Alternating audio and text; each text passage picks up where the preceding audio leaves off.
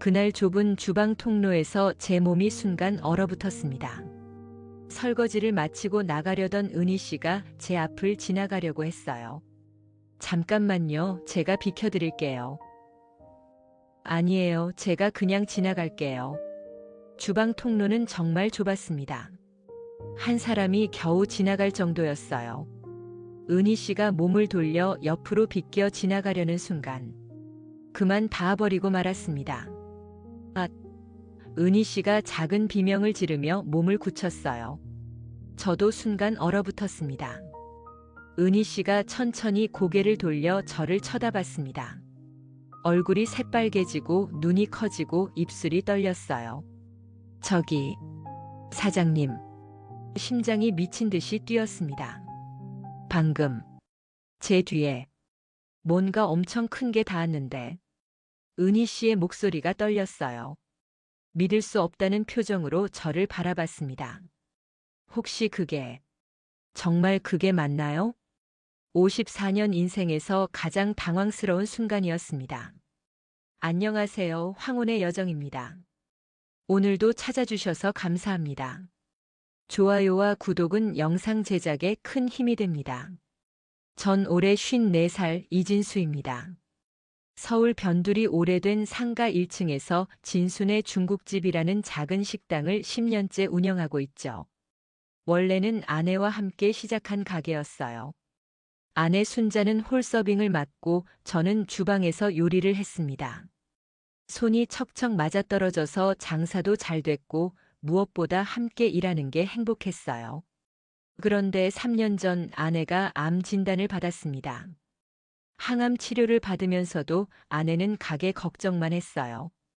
결국 1년을 버티지 못하고 세상을 떠났습니다. 그날 이후로 전 혼자가 됐어요. 아침에 눈을 떠도 옆자리는 텅 비어 있고 가게에 가도 아내 목소리는 들리지 않았습니다. 혼자서 가게를 운영하는 건 생각보다 훨씬 힘들었어요. 새벽에 일어나 시장 가서 재료 사오고 육수 끓이고 점심 피크타임엔 주문받고 요리하고 서빙하고 계산하고 저녁에 문 닫고 설거지하고 정리하면 밤 12시가 넘었습니다. 집에 돌아오면 너무 피곤해서 샤워도 못하고 그냥 쓰러지듯 잠들었어요. 그렇게 3년을 버텼는데 한 달 전 큰일이 생겼습니다. 냉동만두가 든 무거운 박스를 들다가 허리를 삐끗한 거예요. 순간 허리에 전기가 오르는 것 같았습니다. 그대로 주저앉아서 한참을 꼼짝도 못했어요. 병원에 가니 의사 선생님이 심각한 표정으로 말했습니다. 허리 디스크가 꽤 진행됐다고요. 무거운 거 들지 말고 가능하면 일손을 구하라고 했어요. 일손을 구하라고요? 아내가 떠난 후로 전 혼자 일하는 게 익숙해졌어요. 누군가 새로 들어오면 적응하기 힘들 것 같았고 무엇보다 아내 자리에 다른 사람이 서는 걸 상상할 수 없었거든요. 하지만 허리 통증은 날이 갈수록 심해졌고 결국 구인 공고를 내기로 결심했습니다. 공고를 내고 며칠이 지났는데 연락이 별로 없었어요. 요즘 식당 일하려는 사람이 없나 봅니다. 그러던 어느 날 오후 전화가 한 통 걸려왔습니다. 여자 목소리였어요. 나이는 좀 있어 보였지만 또렷하고 차분한 목소리였습니다. 면접 시간을 잡고 다음 날 오후 3시에 가게에서 만나기로 했죠. 약속 시간이 되자 가게 문이 열리고 한 여자분이 들어왔습니다. 키는 165cm 정도, 단정한 옷차림에 깔끔하게 묶은 머리. 나이는 50대 초중반쯤 돼 보였어요. 이력서를 받아봤는데 최은희 52세. 학력은 고졸, 경력란에는 마트 계산원 2년이라고만 적혀 있었어요. 식당 일은 해본 적 없다고 했습니다. 갑자기 왜 식당 일을 하려는지 물어봤더니 은희 씨가 잠시 망설이더니 조심스럽게 입을 열었습니다. 남편이 2년 전에 교통사고로 세상을 떠났대요. 순간 제 가슴이 철렁 내려앉았습니다. 보험금으로 한동안 버텼는데 이제 거의 다 떨어졌다고 했어요. 생계를 위해서 조금이라도 많이 벌어야 한다고요. 은희 씨의 왼손 약지를 보니 반지 자국이 희미하게 남아 있었습니다. 최근까지 결혼 반지를 끼고 있다가 뺀 것 같았어요. 저도 마찬가지였죠. 전 3년 전, 은희 씨는 2년 전. 둘 다 배우자를 잃고 혼자 살아가는 사람. 묘한 동질감이 느껴졌습니다. 식당 일이 힘들다고 설명했지만 은희 씨의 눈빛은 진지했어요. 생계가 달린 일이라는 게 느껴졌습니다. 그 자리에서 바로 채용을 결정했어요. 은희 씨가 고개를 숙여 인사했을 때 그 모습에서 제 지난 3년이 보였습니다. 혼자 살아남기 위해 발버둥 치는 모습이요. 그렇게 최은희 씨는 제 가게의 새 직원이 됐습니다. 그때만 해도 전 몰랐어요. 이 만남이 제 인생을 완전히 바꿔놓을 거라는 걸요. 다음 날 아침 5시 30분, 은희 씨가 벌써 가게 앞에 서 있었습니다. 출근 시간은 6시인데 일찍 나왔다고 하더군요. 성실하구나 하는 생각이 들었습니다. 첫날이라 제가 하는 거 보여주면서 하나하나 설명했어요. 육수 끓이는 법, 재료 손질하는 법, 면 삶는 법, 소스 만드는 법. 은희 씨는 열심히 제 일하는 모습을 지켜보며 메모했습니다. 정말 빨리 배웠어요. 한두 번만 알려주면 바로 습득했습니다. 손님 응대하는 것도 자연스러웠고 테이블 정리하는 것도 깔끔했어요. 점심 피크 타임이 시작됐을 때도 당황하지 않고 잘 따라왔습니다. 주방에서 불을 3개나 켜놓고 동시에 요리하는데 은희 씨가 음식을 정확한 타이밍에 날랐어요. 무거운 쟁반을 들고 능숙하게 옮기는 모습이 예사롭지 않았습니다. 손님들한테도 미소를 지으며 서빙하는 모습에 반응이 좋았어요. 단골 할머니 한 분이 새로운 분이 오셨냐고 물어보시더군요. 2시가 넘어서야 손님이 뜸해졌어요. 은희 씨도 저도 땀범벅이 됐습니다. 함께 앉아서 짬뽕을 끓여 먹었는데 함께 밥 먹는 게 얼마만인지 모르겠더군요. 아내가 떠난 후로 계속 혼자 먹었거든요. 은희 씨가 요리를 어떻게 배웠냐고 물었고 전 중국집에서 10년 정도 일하다가 아내와 함께 독립했다고 말했어요. 3년 전에 세상을 떠났다는 말에 은희 씨가 제 왼손 약지를 봤습니다. 거기에도 반지 자국이 희미하게 남아 있었어요. 서로의 상처를 확인하는 순간이었습니다. 은희 씨도 외롭다고 저도 외롭다고 말하지 않았지만 우린 알고 있었어요. 같은 아픔을 안고 있다는 걸요. 첫날이 끝나고 은희 씨는 정말 잘 해냈어요. 고생했다고 말하며 내일 또 보자고 했을 때 은희 씨가 조심히 들어가겠다며 나갔습니다. 혼자 남았을 때 문득 이런 생각이 들었어요. 아내가 떠난 후로 이렇게 편하게 일한 건 처음이네. 그리고 동시에 죄책감도 들었습니다. 내가 벌써 아내를 잊어가는 건가? 고개를 저으며 설거지를 시작했어요. 은희 씨와 함께 일한 지 2주가 지났습니다. 놀라울 정도로 손발이 잘 맞았어요. 제가 주방에서 소리치면 은희 씨가 정확히 그 타이밍에 와서 음식을 받아갔습니다. 손님들 반응도 아주 좋았어요. 새로 오신 분 정말 친절하다고, 일도 빠르고 깔끔하다고 칭찬이 쏟아졌습니다. 어느 날 오후 손님이 뜸한 시간에 우리는 가게 한쪽에 앉아 쉬고 있었습니다. 커피를 2잔 타서 건넸어요. 은희 씨가 요즘은 적응이 됐다고 오히려 좋다고 했습니다. 집에 혼자 있으면 너무 심심한데 여기서 일하면 정신없이 바빠서 다른 생각 안 하게 된다고요. 저도 그랬거든요. 아내가 떠난 후 집에 혼자 있으면 너무 외로웠어요. 그래서 일부러 더 가게에 오래 있었습니다. 은희 씨가 혼자 사시냐고 물었고 외롭지 않냐고 조심스럽게 물었어요. 전 잠시 망설이다가 솔직하게 대답했습니다. 외롭다고 많이요. 아침에 일어나면 제일 힘들다고 옆자리가 비어 있는 게 아직도 익숙하지 않다고요. 은희 씨도 작게 말했어요. 자기도 그렇다고요. 2년이 지났는데도 밤마다 남편 생각이 나고 혼자 자는 게 아직도 무섭다고요. 우린 한동안 말없이 앉아 있었습니다. 그 같은 상처를 가진 사람끼리만 나눌 수 있는 침묵이었어요. 그날 이후로 우리의 대화는 조금씩 깊어졌습니다. 점심 피크 타임이 끝나고 같이 밥 먹을 때면 자연스럽게 이런저런 이야기를 나눴어요. 결혼 생활 이야기도 했고 배우자 이야기도 했습니다.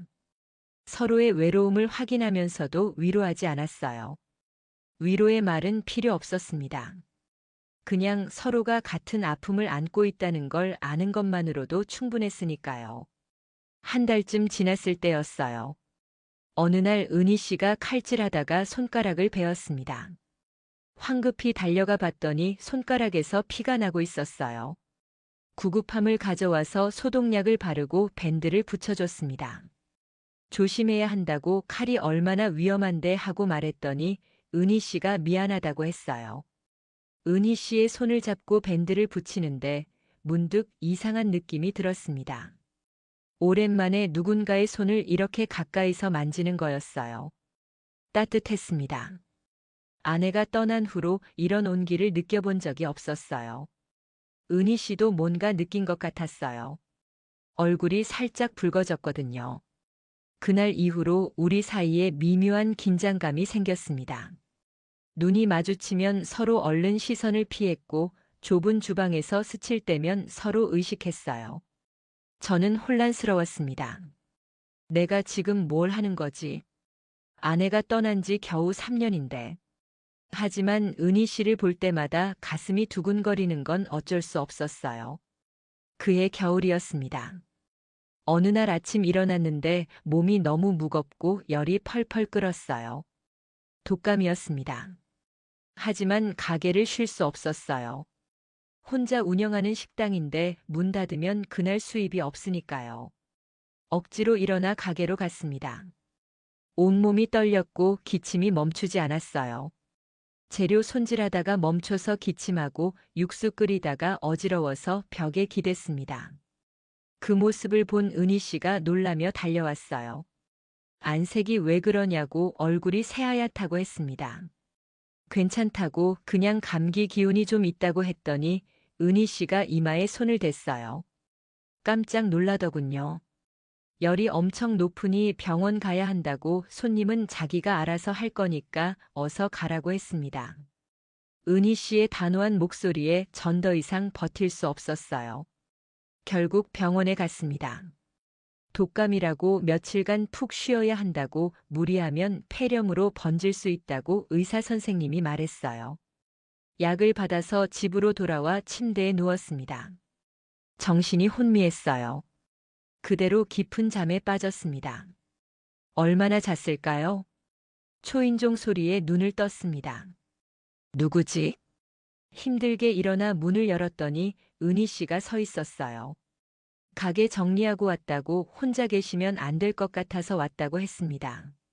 손에는 보온병과 봉지가 들려 있었어요. 들어와도 되냐고 물어서 그러라고 했습니다. 은희 씨가 집 안으로 들어와 보온병에서 하얀 죽을 꺼내 그릇에 담았어요. 김이 모락모락 나는 죽이었습니다. 숟가락을 들었지만 손에 힘이 없어서 떨렸어요. 은희 씨가 그걸 보더니 조심스럽게 떠먹여 주겠다고 했습니다.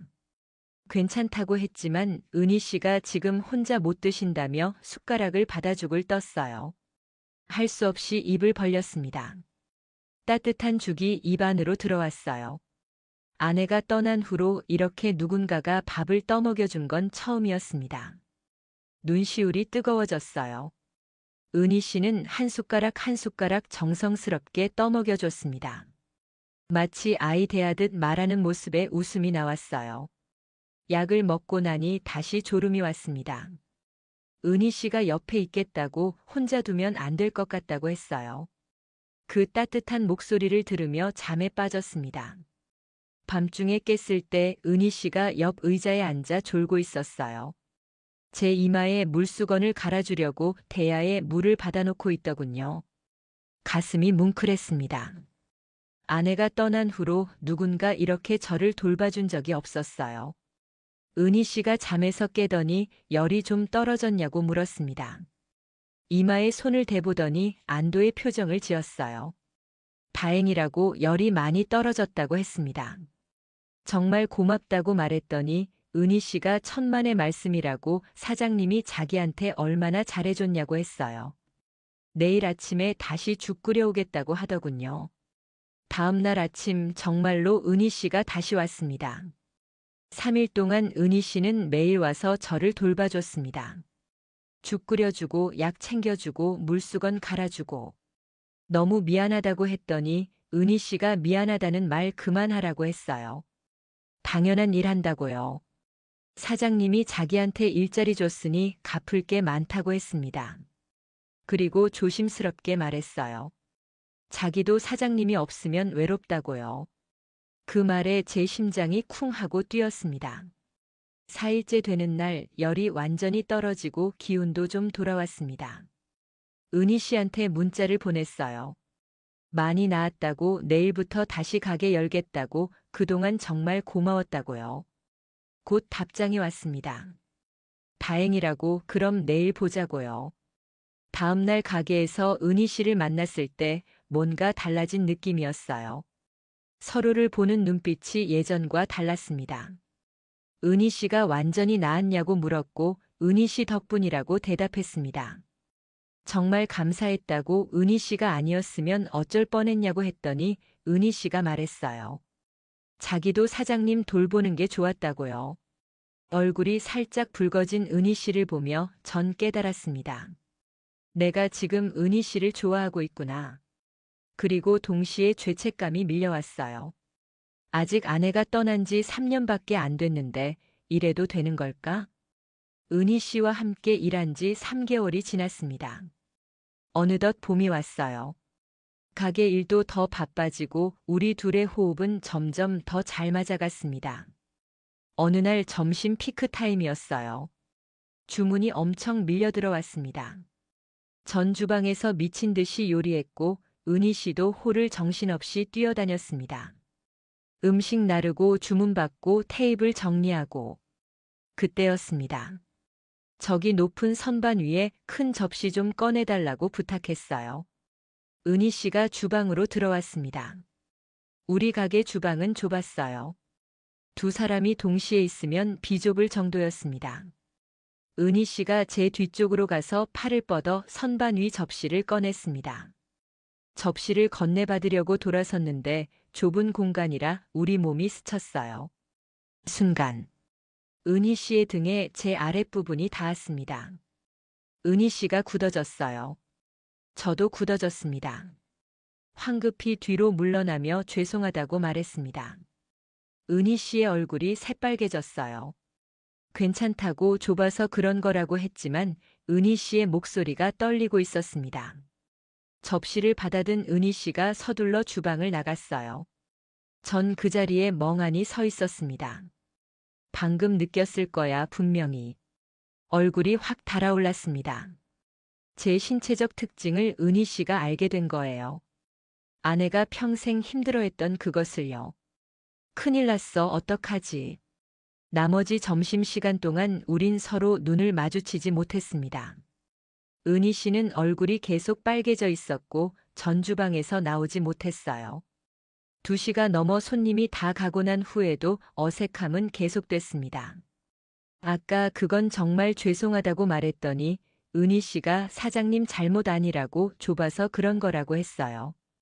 침묵이 흘렀습니다.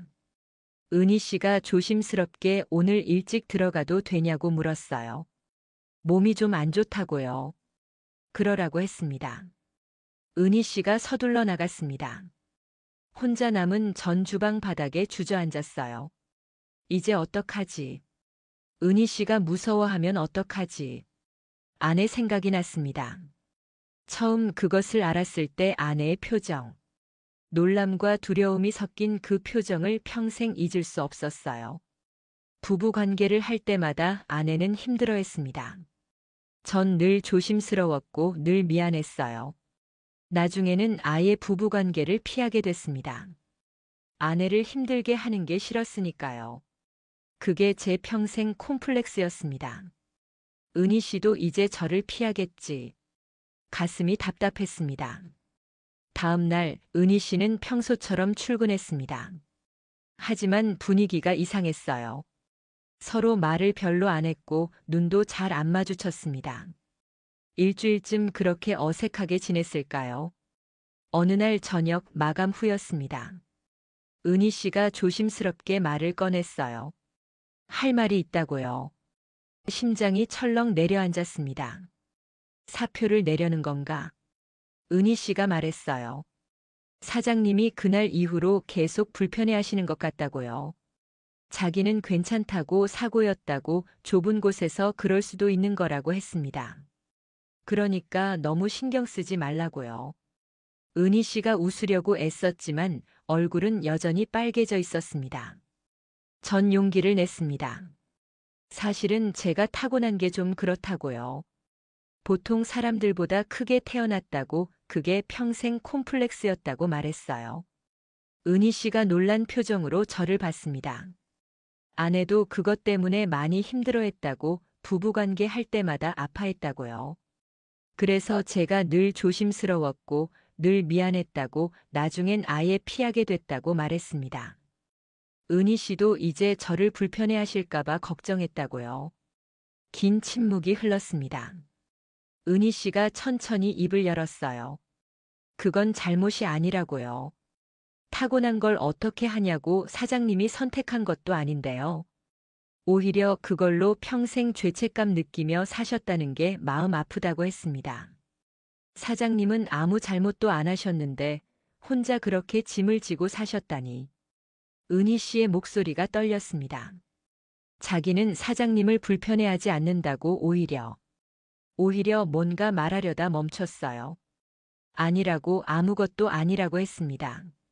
하지만 저는 알 수 있었어요. 은희 씨의 눈빛에서 뭔가 다른 감정을 봤으니까요. 그날 밤 집에 돌아와서도 잠이 오지 않았습니다. 은희 씨의 말이 계속 떠올랐어요. 오히려 그 다음 말이 뭐였을까? 궁금했지만 묻지 못했습니다. 며칠 후 새벽 시장에 같이 갔을 때였어요. 이 배추가 더 싱싱해 보인다고 은희 씨가 말했습니다. 그럼 이걸로 살까 했더니 그러자고 하더군요. 무거운 배추 박스를 들려고 하는데 은희 씨가 먼저 손을 뻗었어요. 그 순간 우리 손이 닿았습니다. 둘 다 멈췄어요. 손을 떼야 하는데 떼어지지 않았습니다. 제 입에서 그 말이 나왔습니다. 저 은희 씨가 좋다고요. 계획한 것도 아닌데 자연스럽게 튀어나왔어요. 은희 씨의 눈이 커졌습니다. 3년 전 아내가 떠나고 나서 처음이라고 누군가를 이렇게 좋아하는 게요. 은희 씨가 작게 말했습니다. 자기도요. 자기도 사장님이 좋다고요. 시장 한가운데였지만 우린 한동안 그렇게 서서 서로를 바라봤습니다. 아침 햇살이 은희 씨의 얼굴을 비추고 있었어요. 하지만 은희 씨가 말했습니다. 우리 이래도 되는 걸까요? 아직 배우자들이 떠난 지 얼마 안 됐는데, 그리고 자기는 사장님보다 2살밖에 어리지 않다고요. 나이가 뭐가 중요하냐고 우린 둘 다 50대라고 남은 인생도 길지 않다고 말했습니다. 이제 우리도 행복할 권리가 있지 않냐고요. 은희 씨가 눈물을 글썽였습니다. 무섭다고요. 다시 사랑하고 나서 또 잃을까 봐요. 그 말에 제 가슴도 먹먹해졌습니다. 저도 같은 두려움을 가지고 있었으니까요. 저도 무섭다고 하지만 그래도 혼자 사는 것보다는 함께 있는 게 나을 것 같다고 말했어요. 은희 씨의 손을 꼭 잡았습니다. 천천히 가자고 서두르지 말자고요. 은희 씨가 고개를 끄덕였습니다. 천천히요. 그날 이후로 우리 관계는 조금씩 변했습니다. 여전히 가게에서는 사장과 직원이었지만 퇴근 후에는 다른 관계가 됐어요. 저녁을 같이 먹기 시작했습니다. 가게 근처 작은 식당에서 밥을 먹으며 내일 메뉴를 함께 고민하고 장볼 계획을 세우고 마치 부부처럼요. 저녁 먹고 집으로 가는 길 은희 씨가 조심스럽게 물었어요. 아까 그 얘기 말인데요. 사장님이 크시다는 거요. 얼굴이 확 달아올랐습니다. 혹시 어느 정도냐고 그냥 궁금해서 그런다고 물었어요. 은희 씨도 얼굴이 빨개졌습니다. 글쎄요, 제가 직접 재본 적은 없지만 아내 말로는 보통 사람보다 2배 정도 크다고 했다고 말했습니다. 2배요? 네, 그래서 늘 조심했다고 아내가 많이 힘들어했다고요. 은희 씨가 한참을 말이 없었어요. 그러더니 말했습니다. 자기는 오히려 그게 궁금하다고요. 어떤 느낌일까 하고요. 심장이 멎는 줄 알았습니다. 사장님처럼 크신 분이랑은 어떨까 하는 생각을 했다고요. 전숨을 멈췄습니다. 은희 씨가 죄송하다고 자기가 너무 이상한 말을 했다고 했어요. 아니라고 전혀 이상하지 않다고 말했습니다. 은희 씨의 손을 잡았어요. 은희 씨가 원하신다면 천천히 조심스럽게 하겠다고요. 정말요? 네, 절대 아프게 하지 않겠다고요. 그날 밤 우리는 더 많은 이야기를 나눴습니다. 서로의 과거, 상처, 외로움, 그리고 두려움까지 모든 걸 솔직하게 털어놓았어요. 다음 주말이었습니다. 가게는 일요일 휴무였어요.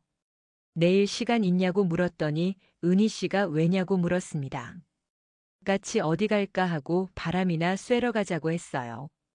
은희 씨가 좋다고 했습니다. 다음 날 우린 남산으로 갔습니다.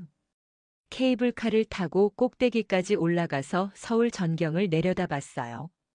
오랜만에 나오니까 좋더군요. 벤치에 앉아서 커피를 마셨습니다. 우리 정말 이래도 될까요? 우리 나이에 이러는 게 주변에서 뭐라고 하지 않을까요? 은희 씨가 제 손을 잡았어요. 우리가 누구한테 피해주는 것도 아니라고요. 그리고 자기는 사장님이 좋다고 정말로요. 저도 은희 씨가 좋다고 말했습니다. 그럼 됐다고 다른 건 중요하지 않다고 은희 씨가 말했어요. 그 말에 용기가 났습니다. 그날 저녁 은희 씨 집 앞까지 바래다 줬어요. 들어가서 차 한잔 하라고 은희 씨가 조심스럽게 말했습니다. 좋다고 했습니다. 은희 씨의 집은 작은 원룸이었어요. 깔끔하게 정리돼 있었습니다. 커피를 마시며 이런저런 이야기를 나눴습니다. 시간이 흘러 밤 10시가 됐어요. 이제 가봐야겠다고 일어서려는데 은희 씨가 제 손을 잡았습니다. 오늘 여기 계시면 안 되냐고요. 심장이 미친 듯이 뛰었습니다. 오늘 혼자 있고 싶지 않다고 했어요. 은희 씨를 꼭 안았습니다. 그리고 은희 씨가 작게 말했습니다. 이제야 여자로 사는 것 같다고요. 저도 말했습니다. 저도 이제야 죄책감 없이 누군가를 사랑할 수 있을 것 같다고요. 아내는 늘 힘들어했지만 은희 씨는 달랐습니다. 힘들어하지 않았어요. 오히려 받아줬습니다. 완전히요. 그날 밤 이후 우리 관계는 완전히 달라졌어요.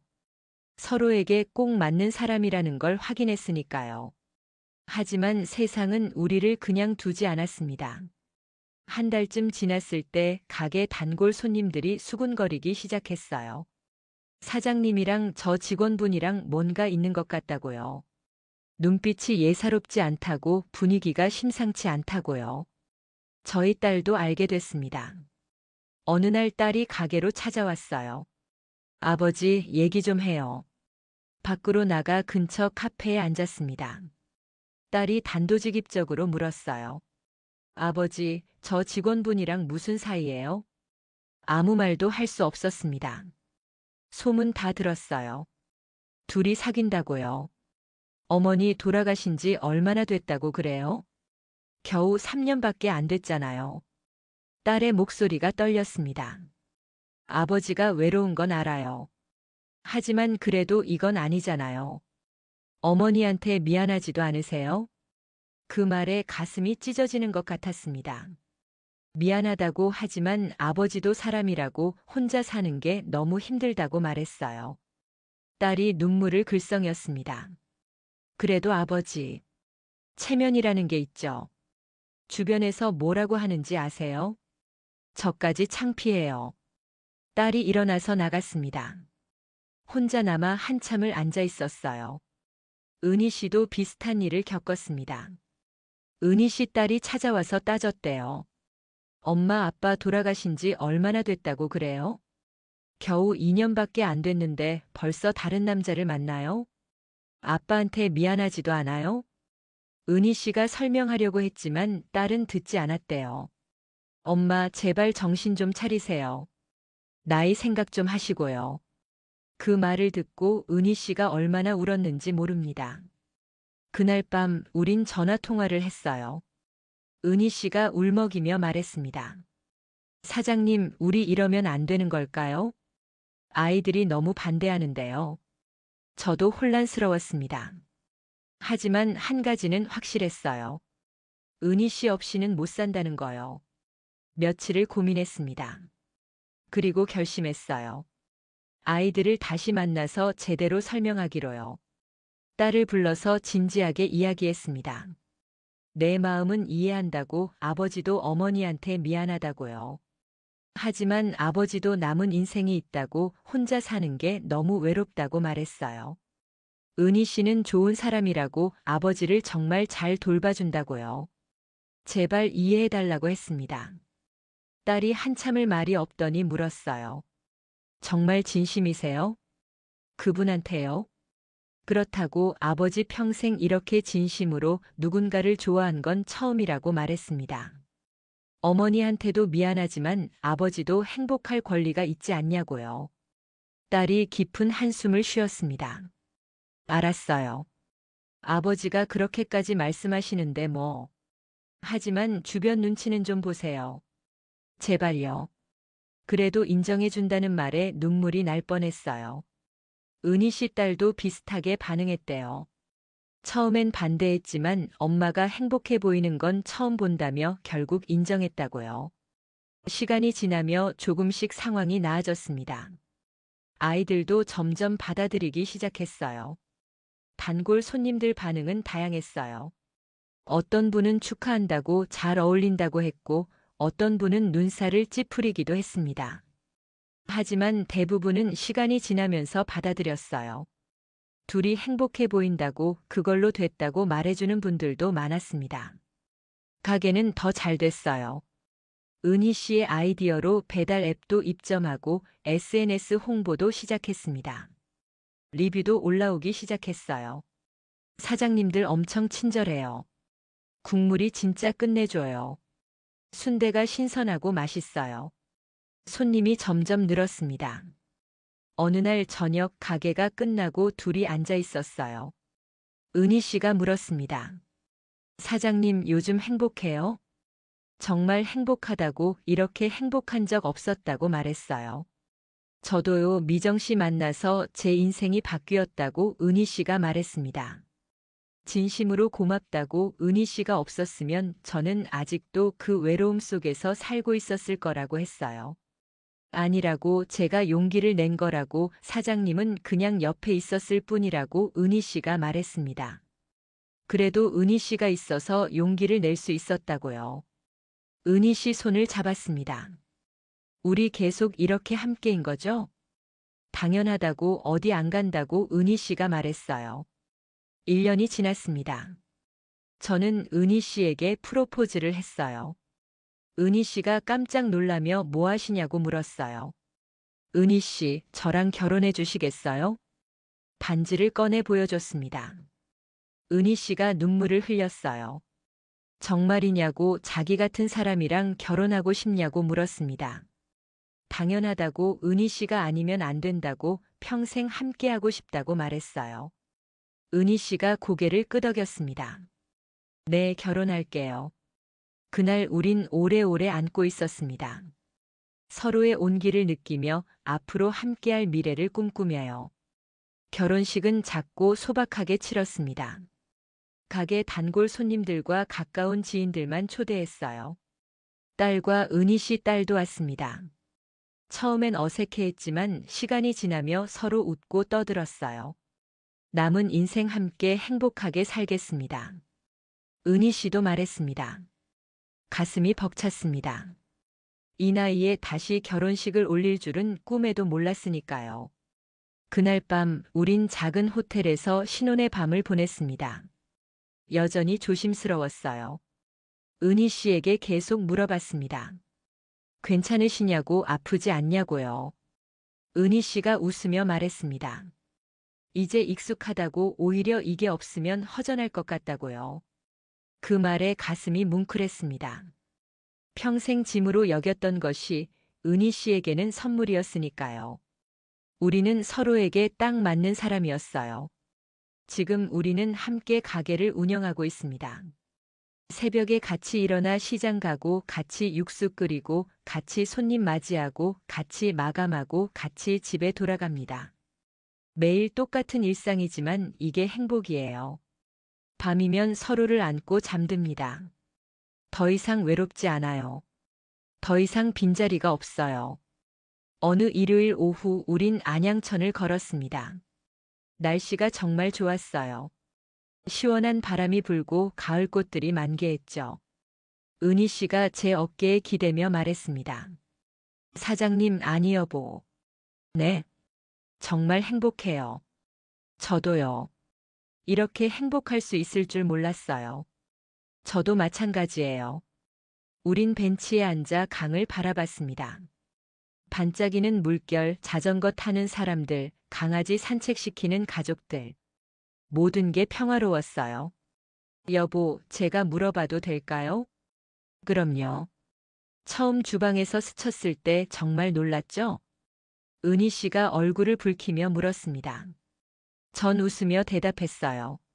네, 정말 놀랐어요. 은희 씨가 무서워할까봐 걱정했어요. 저는 무섭지 않았어요. 오히려 궁금했어요. 궁금했다고요? 네, 어떤 느낌일까 하고요. 사장님처럼 큰 분이랑은 어떨까 궁금했어요. 그랬구나. 그리고 지금은요? 은희 씨가 웃으며 말했습니다. 지금은 완벽해요. 이제야 여자로 산다는 게 뭔지 알았어요. 저도 마찬가지예요. 이제야 죄책감 없이 사랑할 수 있게 됐어요. 아내한테는 항상 미안했거든요. 힘들어하는 게 보여서요. 하지만 은희 씨는 받아줘요. 완전히요. 은희 씨가 제 손을 꼭 잡았습니다. 우리 정말 서로에게 딱 맞는 사람이네요. 내일도 함께 일어나고 함께 가게 가고 함께 일하고 함께 집에 올 거예요. 그리고 밤이면 서로를 안고 잠들 거예요. 완전히 완벽하게요. 이게 제 남은 인생입니다. 행복한 인생이에요. 시청해 주셔서 감사합니다.